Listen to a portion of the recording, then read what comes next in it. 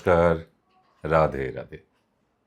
আশা করি ভালো আছেন সবাই রাধারানীর কৃপায়। আমি ডক্টর সেন। পরিচয়টা করে নিলাম। রোজ আসি আপনার মোবাইলে। আপনার আঙুলের খেলার মধ্যে প্রতিদিন কখনো কখনো চলে আসি, কখনো আপনার চোখের বাইরে চলে যাই, কিন্তু আজকে থেমে গেছেন। থামিয়ে দিয়েছি আপনার চোখকে, থামিয়ে দিয়েছি আপনার আঙুলকে আমার এই হেলথ ডায়েরি বা হেলথ ম্যাগাজিন থেকে। কেন জানেন? আমি জানি আপনি কোনো শারীরিক অসুবিধায় আছেন, তাই তো আপনি এই চ্যানেলগুলো স্ক্রলিং করছেন। আর আপনার প্রবলেম দীর্ঘ বছর ধরে গ্যাসের প্রবলেম। হাজার হাজার অ্যান্টাসিড খেয়েছেন, কিচ্ছু করে উঠতে পারেনি, হবেও না। কারণ সেন্ট্রাল গভর্নমেন্ট থেকে প্যান ডি এর মতো যদি মেডিসিনকে ব্যান করে দিতে পারে, এরকম ডি গ্রুপের প্রচুর মেডিসিন অ্যান্টাসিড সারা ভারতবর্ষ জুড়ে ব্যান করে দিয়েছে সেন্ট্রাল গভর্নমেন্ট আয়ুষ ডিপার্টমেন্ট এবং মেডিসিন ডিপার্টমেন্ট থেকে। কারণ তারা প্রতিদিন অহরহ বাজারে চলতি রানিং মেডিসিনগুলো নিয়ে তারা কিন্তু রিসার্চ করে চলেছে। কেন? যে সেগুলি এই যে মানুষ খাচ্ছে, তাতে কোনো সাইড এফেক্ট হচ্ছে কিনা। তারা প্রচুর পরিমাণে সাইড এফেক্ট পেয়েছে এই অ্যান্টাসিডের মধ্যে, তাই প্রচুর মেডিসিন এই অ্যান্টাসিডকে দিয়েছে বন্ধ করে।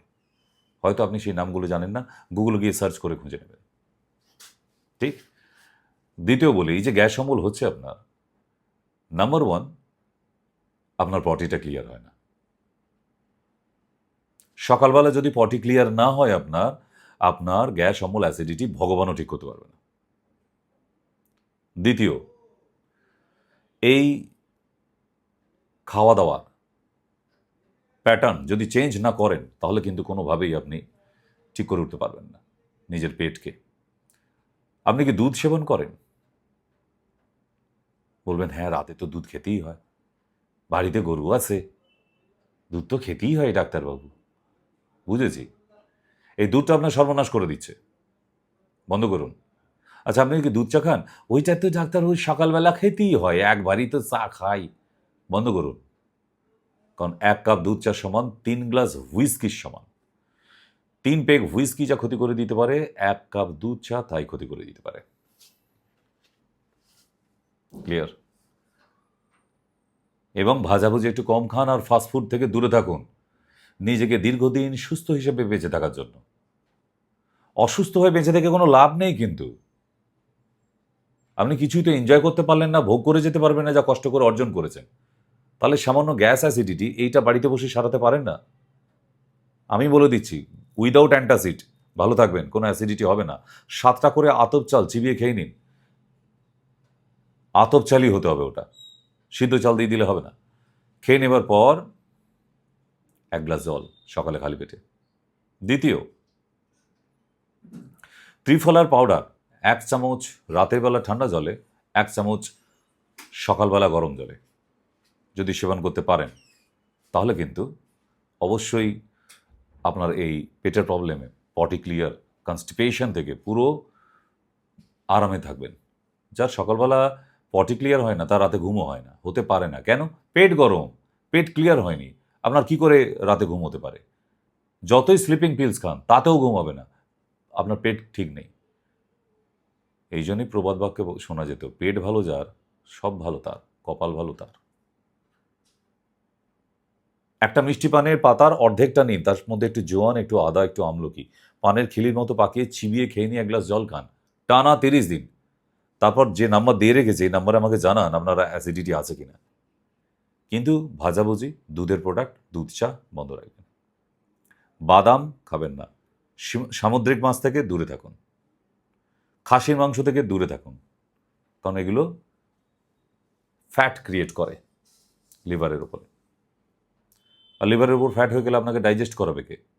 মেটাবলিজমটা হতে পারে না আমাদের স্টমাকের মধ্যে।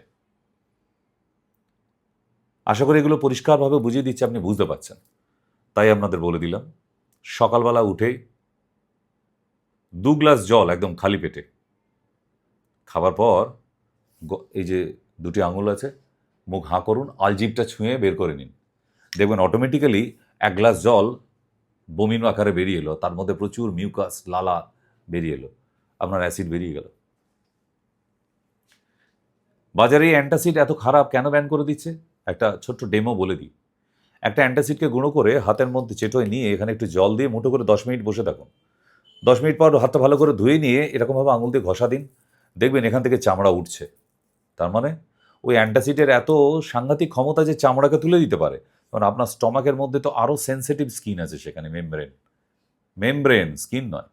তাহলে ও তো আরও তাড়াতাড়ি গলে যেতে পারে, ঘা সৃষ্টি করতে পারে, আলসার হয়ে যেতে পারে। সো যে জন্যই গভর্নমেন্ট থেকে অ্যান্টাসিড বারণ করছে বারবার, একটাই কারণ, আপনি আলসারে ভুগবেন। And ulcer is the first stage of cancer. ভালো করে জল সেবন করুন, সারাদিনে 3.5 লিটার মিনিমাম। আপনি ভালো থাকবেন। এই ভিডিওটা রিপিট করে করে 3-4 বার শুনুন, আপনাকে অ্যান্টাসিড খেতে হবে না। আশা করি ভালো লেগেছে। আবার দেখা হবে নেক্সট ভিডিওতে। রাধে রাধে।